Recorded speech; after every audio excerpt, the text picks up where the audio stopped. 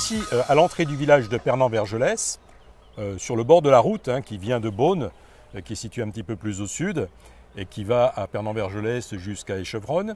Route évidemment qui est un petit peu bruyante de temps à autre. Nous avons devant nous, donc là, cette carte sur laquelle se positionne le vignoble de Pernan-Vergelès. Vignoble intéressant, mais qu'on peut répartir en plusieurs zones. La partie nord du village, on voit un vignoble qui va se trouver de chaque côté de la route, au fond d'une vallée étroite qu'on appelle une combe. Et évidemment, ce vignoble sera intéressant par l'exposition des vignes qu'on y rencontre. Ici, sous le bois de Noël et Belle-Fille, exposition quasiment plein est, donc avec un soleil matinal extraordinaire.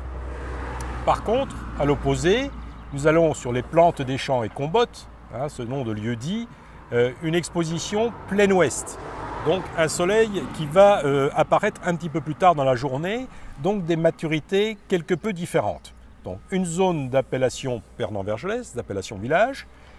On va retrouver une deuxième zone ici, toujours d'appellation village. Mais cette fois-ci, si on est à peu près à la même altitude, on est surtout plus à l'est du village.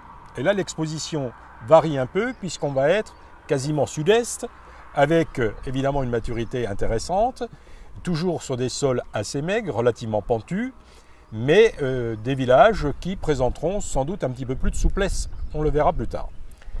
Si on continue, si on fait le joint entre ces deux zones, on va trouver ici un vignoble au pied de la colline de Frétille, qu'on appelle Soufrétille. Et Soufrétille, évidemment, est un vignoble de très grande qualité, qui donnera des vins qui seront d'ailleurs classés premier cru, essentiellement des vins blancs, qui sont, je dirais, un peu la locomotive des vins de Pernan-Vergelès. Alors, une dernière partie, cette fois-ci située plus au sud du village, et un petit peu plus bas en altitude, puisqu'on descend cette vallée en direction de Beaune, c'est la partie qui sera réservée plutôt au pinot noir, avec des coteaux certainement un peu moins pentus, avec des sols un tout petit peu plus profonds et plus rouges, plus bruns, plus riches en oxyde de fer. C'est la zone où on va produire ces fameuses îles des Vergelès, Ancara 2, Fichot ou encore Basse-Vergelès.